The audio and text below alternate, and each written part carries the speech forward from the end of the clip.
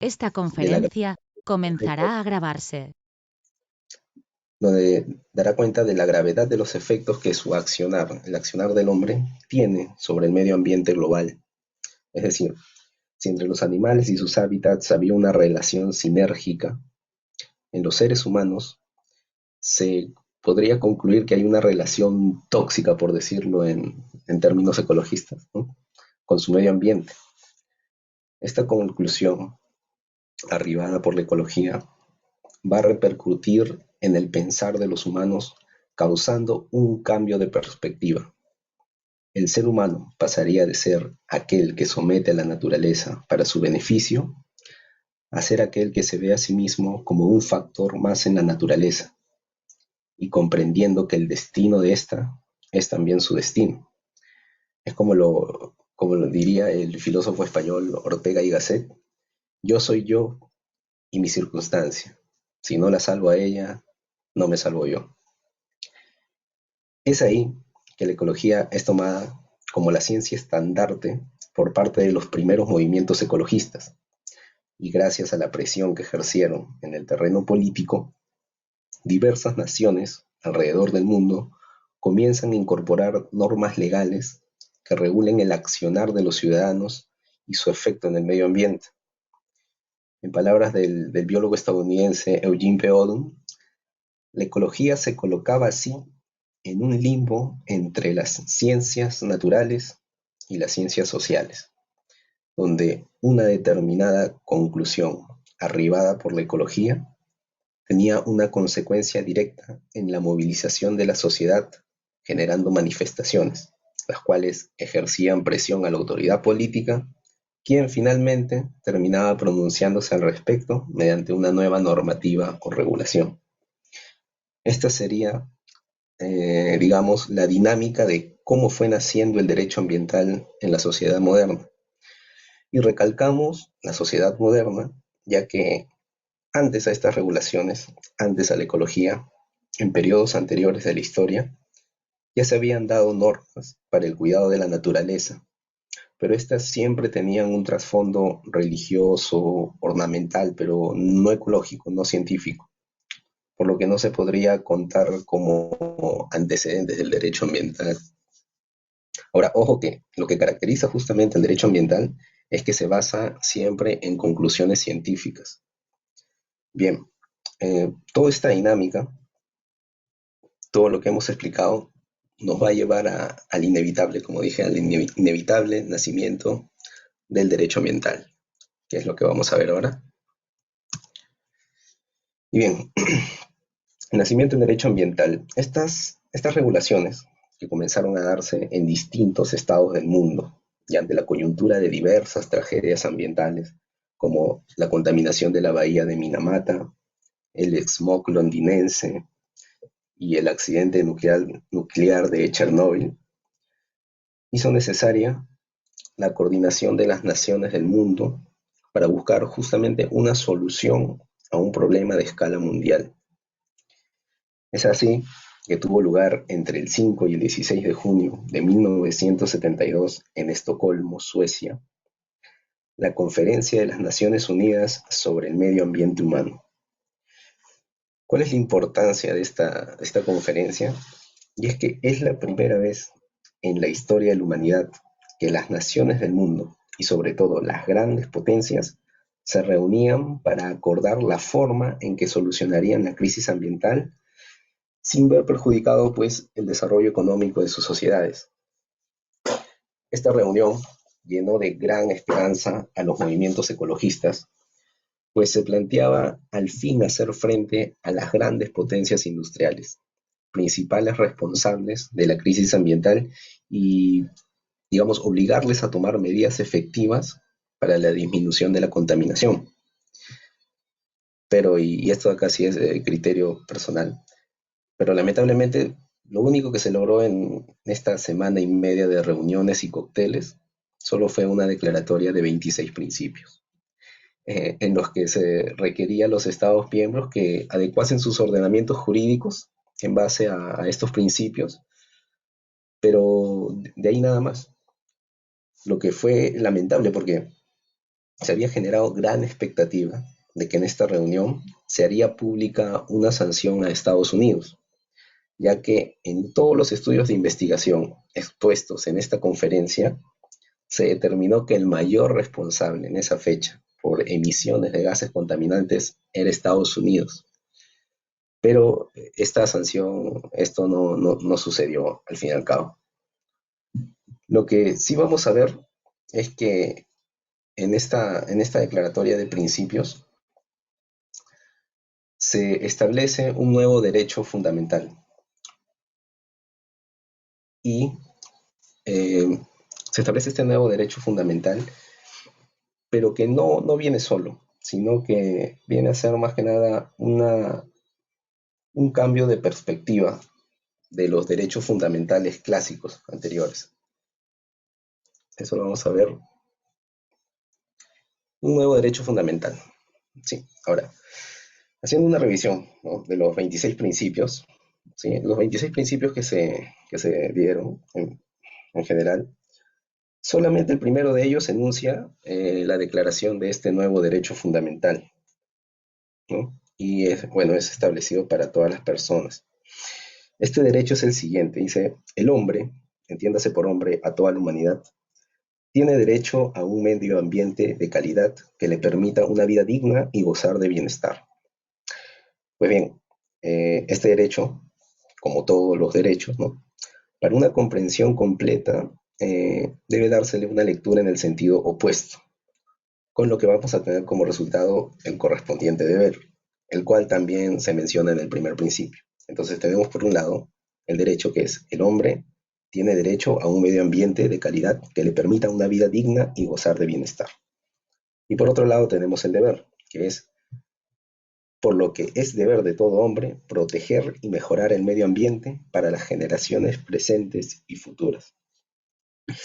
Bien, este nuevo derecho fundamental establecido en la Conferencia de Estocolmo, como les decía, es una suma de perspectivas de otros derechos fundamentales, pero tomando como referencia el punto de vista de la ecología. Lo que, bueno, en lo siguiente vamos a explicarlo uno por uno, ¿no? Primero, por ejemplo, el derecho a la vida. El derecho a la vida es un derecho fundamental anterior a este, pero ¿cómo es que se ve desde la perspectiva de la ecología, desde la perspectiva ambientalista? Y es que, bueno, está de más explicarlo, pero por poner un ejemplo, el cambio climático, por efecto del calentamiento global, se viene manifestando en fenómenos naturales extremos en distintas partes del mundo donde antes no habían sido presenciados. Tenemos los huracanes, nevadas extremas, inundaciones, sequías, proliferación de plagas, etcétera. Todos estos fenómenos se han traducido en pérdidas de vidas. Futuros intelectuales, artistas u hombres de ciencia dejaron de existir. Y es que es como dicen, cada vez que un hombre pierde la vida, el mundo pierde más. Por lo que el no prestar atención a este derecho fundamental establecido en la Conferencia de Estocolmo, este nuevo derecho fundamental, se estaría afectando directamente a otro derecho fundamental que está más arriba de este, que es el derecho fundamental a la vida. Seguimos con el derecho a la integridad mental y física, o también denominado derecho a la salud. La ecología dio una gran lección a la humanidad. Nos hizo comprender que solo somos un elemento dentro de la naturaleza. Y es que de hecho nuestra alimentación, nuestro aseo, nuestras interacciones con otras personas, nuestro desarrollo y demás, todo está relacionado con el medio ambiente, y un medio ambiente contaminado no va a conducirnos nunca a una alimentación sana y menos a un desarrollo físico y social saludable, ¿no? La contaminación sonora, de hecho, suele ser una de las principales causas de estrés en las grandes ciudades. Esto quiere decir que si por suerte no te mató uno de los desastres naturales, ¿sí?, es muy probable que si vives en un medio ambiente contaminado, generes alguna enfermedad crónica que llene de malestar estos días. Y de esto justamente aquí en el Perú ya lo hemos visto con las filtraciones de plomo en el agua cerca de las mineras, en Arequipa. Luego tenemos otro derecho fundamental también que se ve afectado, que es parte de este nuevo derecho fundamental a un medio ambiente sano, que es el derecho a la igualdad. Y es que este es una consecuencia de la afectación a los derechos anteriores. Si de por sí ya vivimos, o sea, hay que plantearlo así, ¿no? Si de por sí ya vivimos en un país económicamente desigual, con brechas tecnológicas inmensas, y si a eso le sumamos el bajo rendimiento en la escuela de un niño mal alimentado, con enfermedades contraídas de un medio ambiente contaminado, esto resulta en un desequilibrio total de la balanza. Es decir, ese niño no va a tener las mismas oportunidades que uno bien alimentado, no va a tener las fuerzas para desarrollar su talento e ingenio en una materia en la que probablemente en otras circunstancias sería el mejor. Hay un mensaje muy importante con la desigualdad, y lo decía el filósofo francés Jean-Paul Sartre. Él decía, somos lo que hacemos con lo que hicieron de nosotros. Esto quiere decir que a veces nosotros, a lo largo de nuestra carrera profesional, ¿no? Aprendemos muchas cosas, y muchas veces es inevitable que la soberbia nos envuelva, pero siempre recordemos que, en efecto, de lo que somos hoy, gran parte se debe, bueno, una parte se debe a nuestro sacrificio y dedicación, pero la mayor parte, la gran parte de lo que somos hoy, se lo debemos a nuestras circunstancias, al hecho de que nuestros padres hayan valorado más la educación que el dinero, que hayamos nacido en un país sin guerras, etcétera. Siempre recordemos que alguien en el lugar más recóndito del Perú tiene más talento que nosotros, pero quizá tiene un familiar enfermo justamente debido a la contaminación ambiental, y ahora tiene que trabajar para ayudarlo, dejando de estudiar y desarrollar ese talento. Eh, Esto de acá es a lo que, en esto consiste la desigualdad, y cómo es que afecta directamente a un derecho fundamental, la igualdad de oportunidades. Otro derecho que también se ve afectado, otro derecho fundamental, es el derecho a la libertad. De forma concreta, tenemos la libertad de tránsito, ¿no? Que es justo lo que estamos viviendo hoy, ¿no? Eh, de hecho, lo que estamos viviendo ahora lo vivieron también los ingleses, en específico los londinenses, cuando se dio este fenómeno del smog londinense. La polución de sus industrias era tal que la ciudad vivía en una eterna niebla, a tal punto que los sectores más contaminados estaban restringidos de tránsito, al igual que las actividades de recreación. Y teniendo una óptica más a largo plazo, podemos tomar como un ejemplo de la afectación a la libertad justamente una extensión de esto, de la desigualdad, ¿no? Por ejemplo, ¿cuál es una extensión de la desigualdad y que afecta a la libertad? Y pongámonos a pensar en qué tan libre puede ser una persona que no se educa, ¿no? ¿Qué tan libre puede ser una persona que debe tomar decisiones día a día dentro de las limitadas alternativas que su ignorancia le ofrece? Habría que pensar qué tanta libertad hay ahí. Bien, esta es la relación que tienen estos derechos fundamentales con el nuevo derecho fundamental que se plantea en la conferencia de Estocolmo. Se plantea el derecho fundamental al acceso a un ambiente sano que nos permita gozar de una vida digna y gozar de bienestar, lo que trae consigo un consecuente deber, que es el deber de proteger y mejorar el medio ambiente para las generaciones presentes y futuras. Los siguientes 25 principios son pautas que se otorgan a los estados para el control, reducción y protección de contaminación al medio ambiente. Entre ellas podemos hallar algunas como, por ejemplo, cuidado y buena gestión de la tierra cultivable, protección del patrimonio de flora y fauna en peligro, controlar el uso de los recursos no renovables, acabar con las descargas de sustancias tóxicas, evitar la contaminación de los mares, control de los asentamientos humanos. Esto es muy importante: control de los asentamientos humanos en espacios que no perjudiquen el medio ambiente, hacer uso de la ciencia y tecnología para descubrir, evitar y combatir los riesgos que amenazan el medio ambiente, educar a la población sobre la problemática ambiental y las acciones para reducirla. Y finalmente se apela a la cooperación de los estados, ¿no? Por cooperación entiéndase pues una cooperación económica, es lo que siempre ocurre en las Naciones Unidas.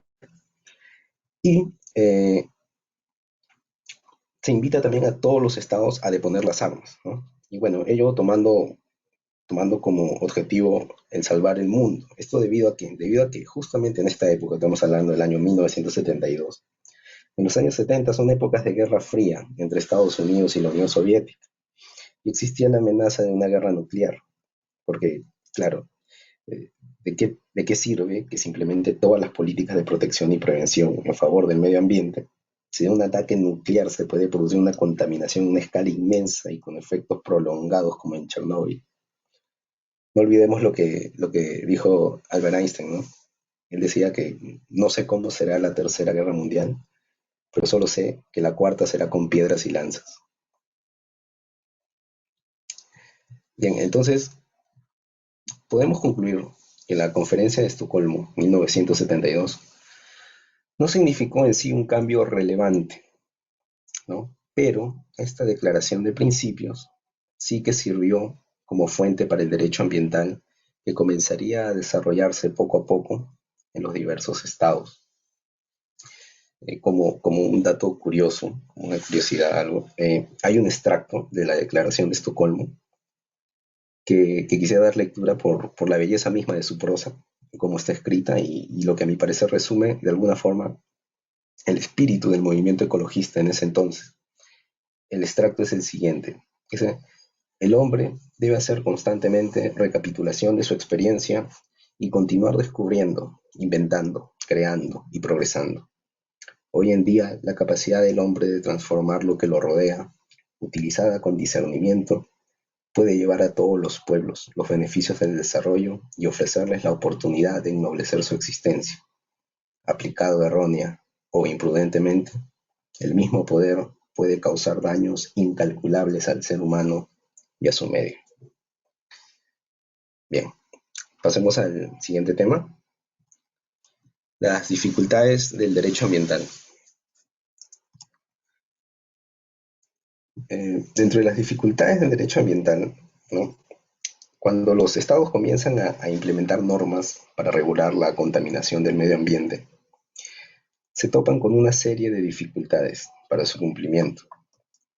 Las dificultades con las que se topa el derecho ambiental vendrían a ser las siguientes. Primero tenemos la debilidad de las instituciones, y es que propiamente de las instituciones fiscalizadoras, justamente las que tienen que fiscalizar el cumplimiento de las normas ambientales, ya que en un inicio estas instituciones fiscalizadoras no contaban con facultades sancionadoras, sino que solo se encargaban de concientizar a las empresas y ciudadanos sobre la necesidad del cuidado del medio ambiente, lo que no funciona por sí mismo, y esto debido a un sesgo cognitivo presente en la propia naturaleza del ser humano, por el cual, y esto es un poco de psicología conductual que hacemos en el derecho, el temor, o sea, el sesgo cognitivo se resume en esto. El temor a la consecuencia inmediata siempre es mayor a la mediata. Entonces, este sesgo se explica mejor con un ejemplo. A ver, si yo le digo a alguien, no fumes porque va a generarte un cáncer en el futuro, esa persona me va a decir, sí, es probable, pero este cigarrillo no creo que sea el que desencadene el cáncer. Así que uno más no pasa nada. Y así uno más, y otro más, y otro más. Cosa distinta pasa si yo le digo a alguien, oye, ¿sabes qué? Te apuesto que no te tomas ese galón lleno de gasolina, ¿no?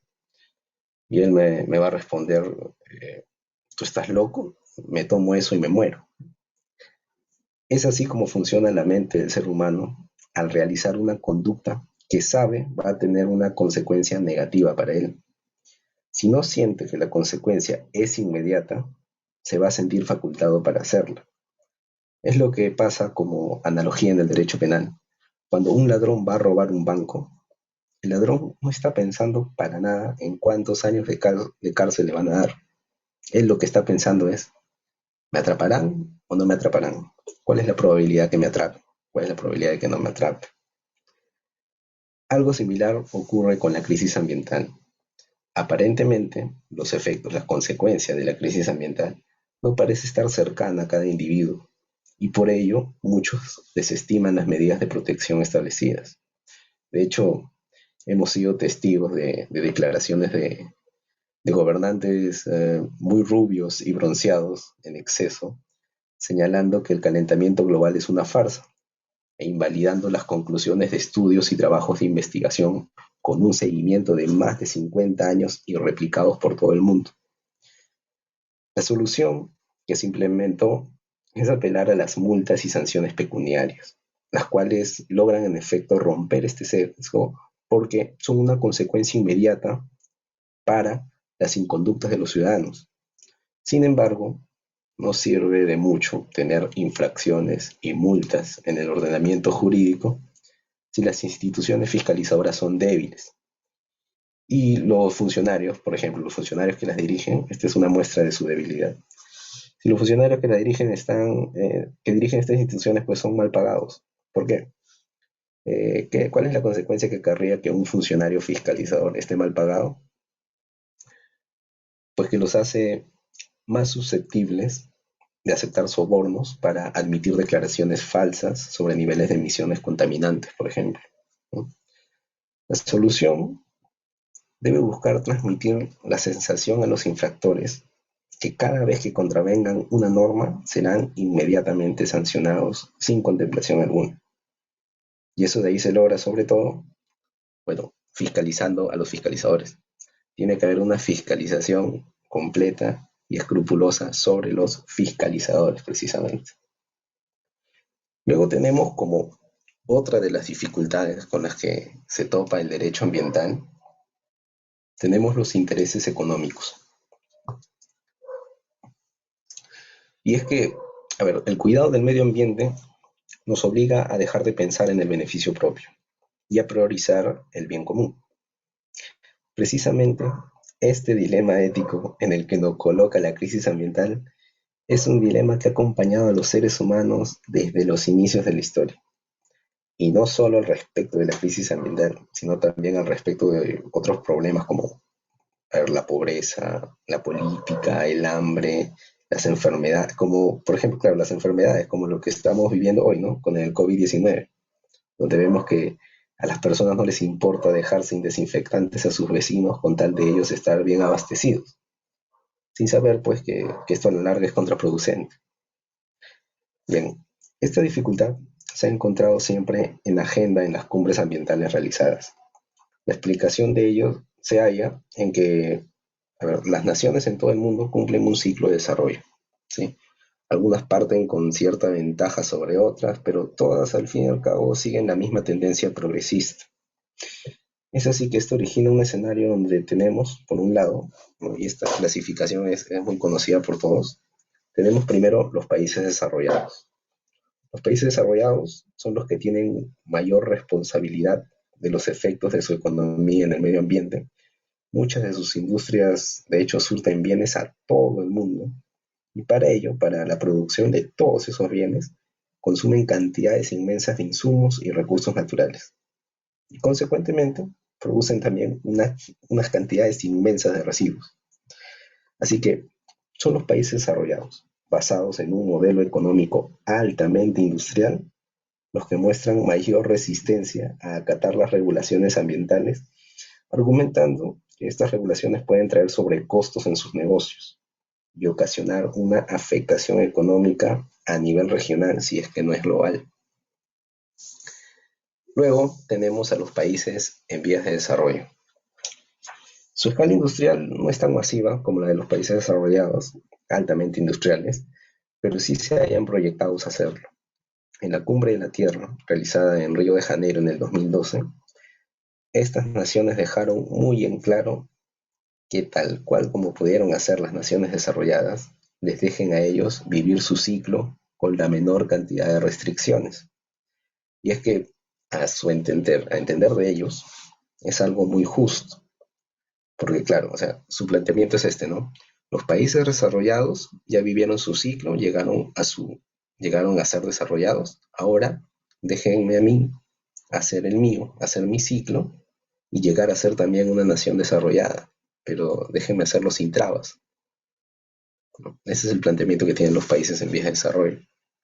Y bueno, y finalmente tenemos pues a los países subdesarrollados, cuyo planteamiento es más o menos, bueno, ellos tienen el menor impacto ambiental, pero lamentablemente son los que más pagan las consecuencias, ya que su principal fuente de ingresos es la exportación de materias primas y alimentos.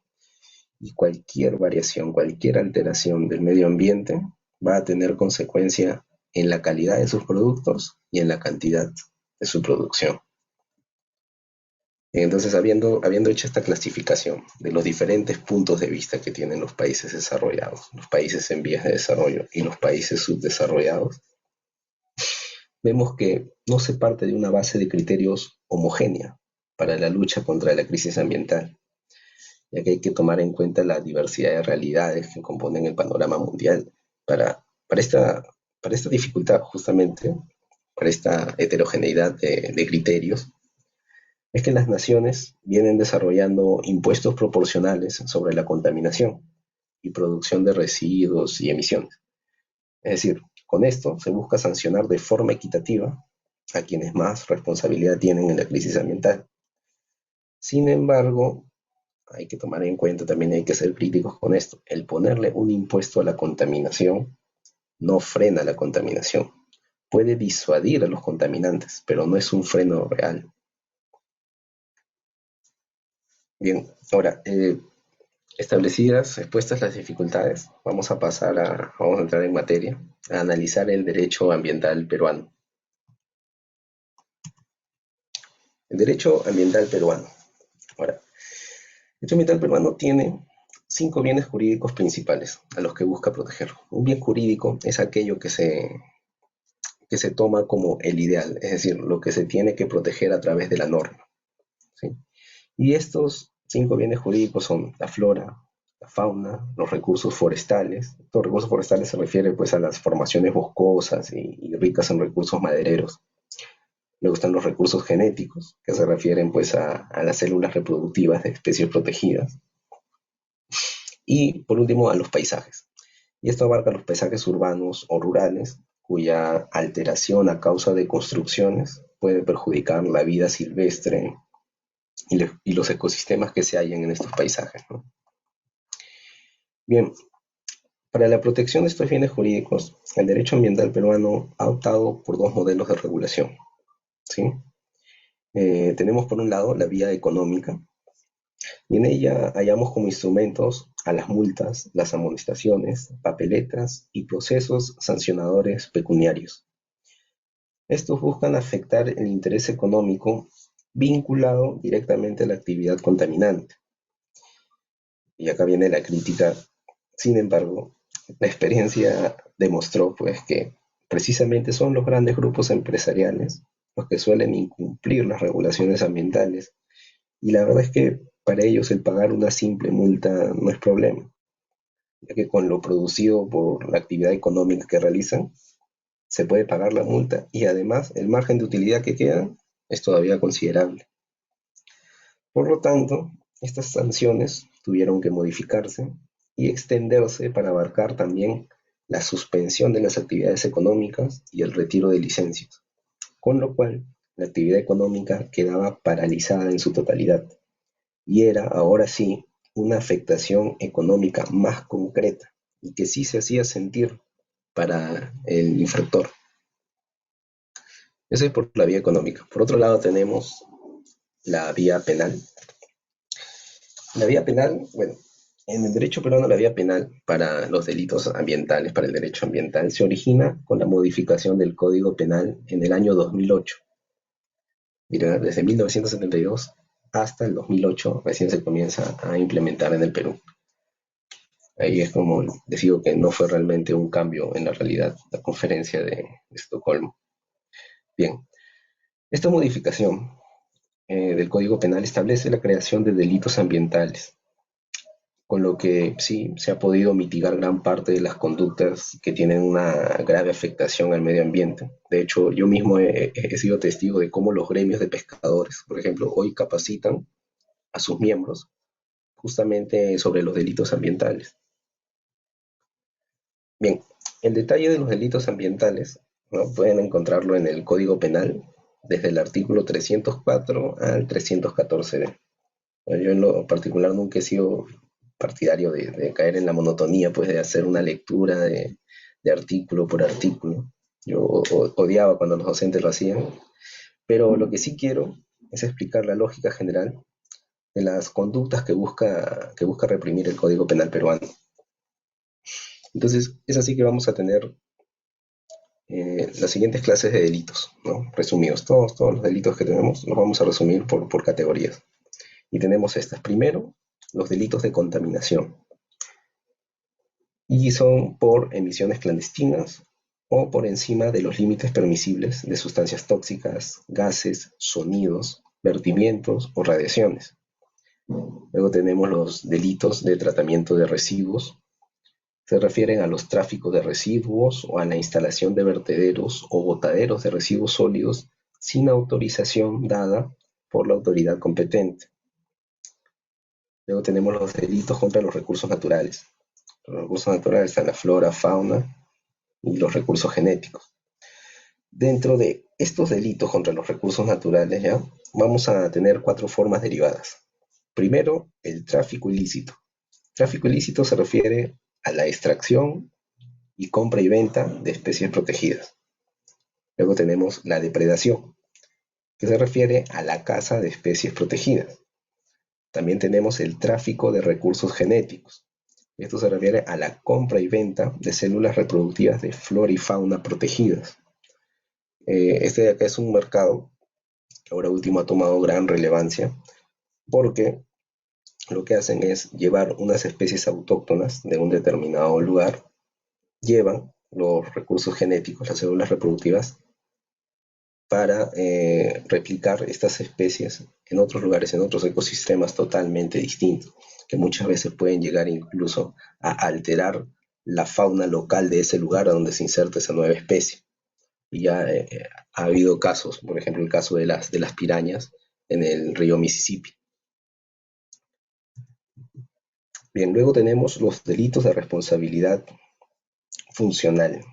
Perdón, me estaba salteando. Dentro de los delitos contra los recursos naturales está también la destrucción o alteración de paisajes.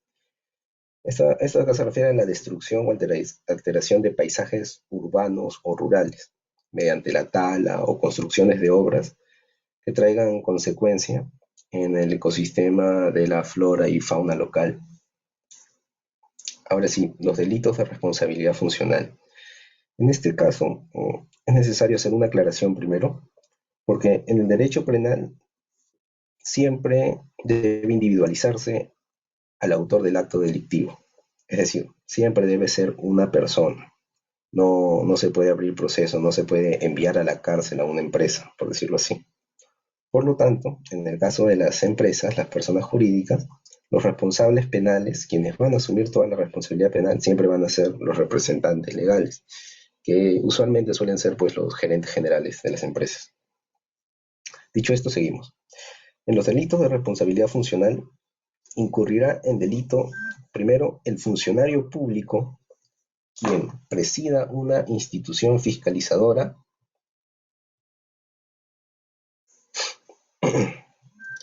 que otorgue autorizaciones y licencias de forma ilegal cuando el solicitante no califique realmente para acceder a una autorización o una licencia determinada.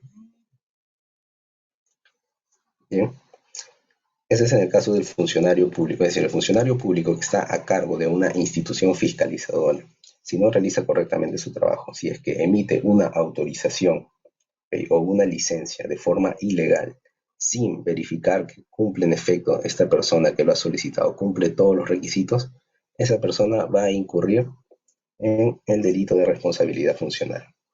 Por otro lado, ¿quién también va a ser responsable? ¿Quién también va a ser autor del delito de responsabilidad funcional?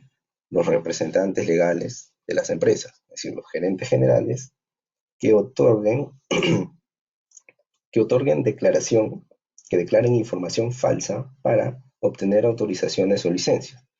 Como dijimos, en este caso serán responsables del acto delictivo los representantes legales.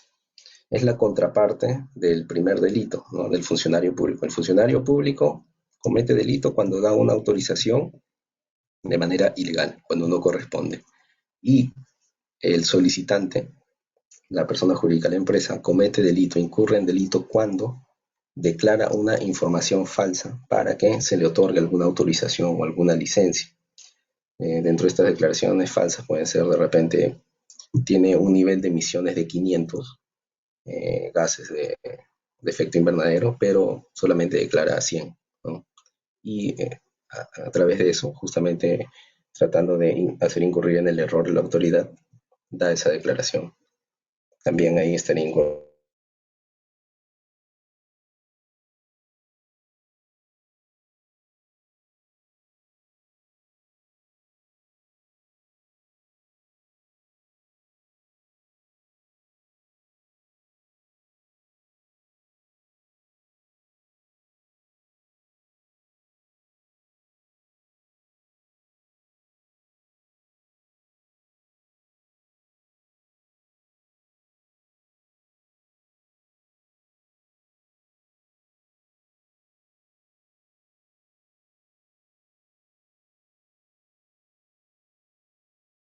también hay lesiones graves o muerte o hay dolo, es un agravante, pues justamente porque no solamente se basta con la consumación del delito, sino que hubo un daño adicional.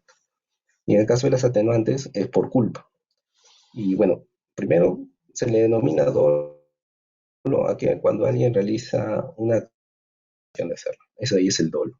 La culpa, por otro lado, es cuando alguien realiza un hecho delictuoso, pero sin intención, ente o negligencia. Por tal motivo es un atenuante. ¿Sí? Bien,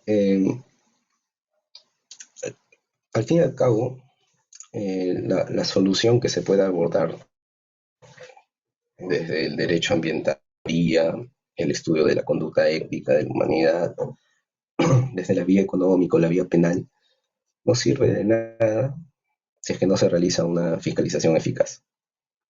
Como en el caso del ladrón, no sirve de nada tener contemplados todos los delitos habidos y por haber en el Código Penal, si es que el ladrón tiene la plena seguridad que no lo van a atrapar. Se requiere, pues, fortalecer las instituciones para que el infractor ambiental sepa que no va a salirse con la suya, que si no asimila y comprende mediante la razón, entonces el derecho tendrá que coaccionarlo. Otro aspecto con el que debemos de ser críticos es con estas cumbres y conferencias internacionales que se organizan para debatir y dar solución a los problemas ambientales. Eh, la verdad es que todas estas reuniones terminan teniendo más una finalidad social que útil.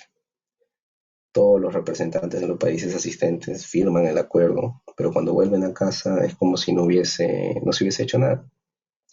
Muchos partidarios de estas grandes conferencias, que cuestan mucho dinero, dicho sea de paso, creen que con el solo hecho de firmar una declaración inmediatamente ya la realidad de sus países ha cambiado. Otros señalan que, si bien no son actos concretos en sí, son actos políticos y que ello ayuda a uniformizar los criterios de cuidado a nivel mundial. Pero la verdad es que el sector privado, las empresas, la publicidad en los medios de comunicación está haciendo bastante chamba dentro del tema ambiental. Ellos se están encargando bastante de uniformizar los criterios, que es justamente lo que defienden, ¿no? Así que no creo que sean necesarios más actos políticos, sino más bien establecer de una vez por todas las sanciones económicas a los países responsables.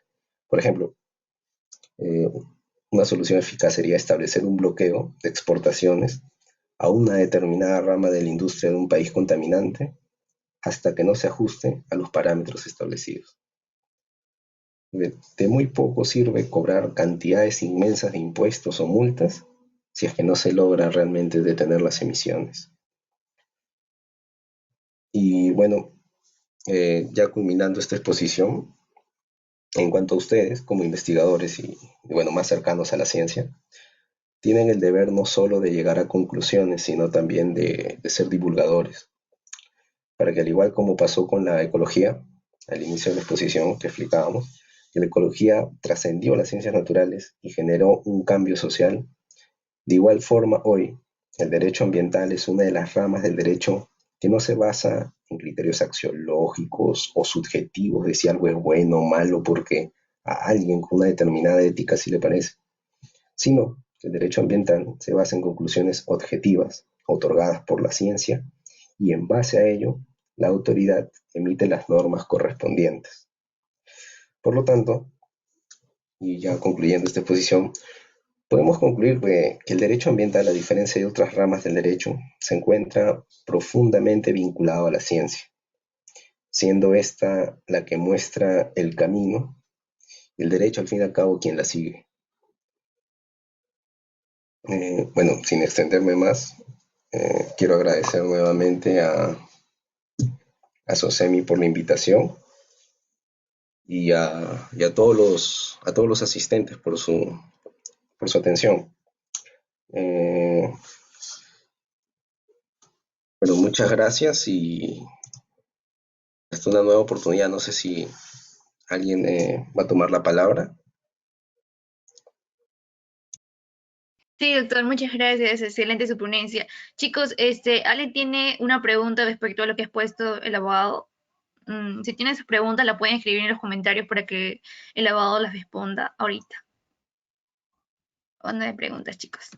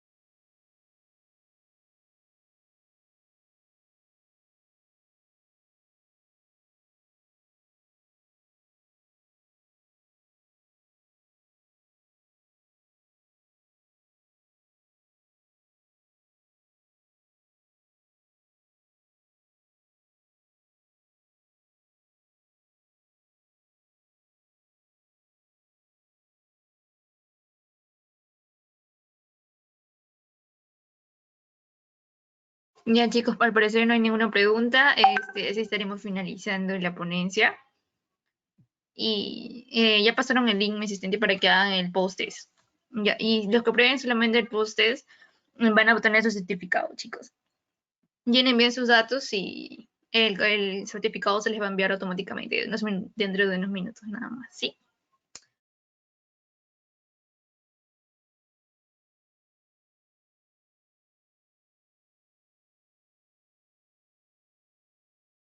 Ya, abogado, pues reiterarle el agradecimiento por parte del Comité de SCORE por haber aceptado nuestra invitación a brindar esta ponencia en conmemoración al Día Mundial de la Tierra.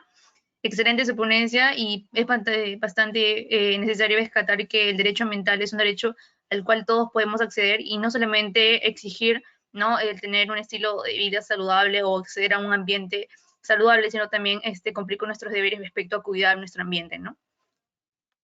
Y así, nuevamente felicitaciones al abogado Bussel por ayudarnos con la ponencia, a ustedes por asistir y escuchar estos datos demasiado interesantes y que debemos conocer todos. Y bueno, así concluiremos la ponencia, ¿no?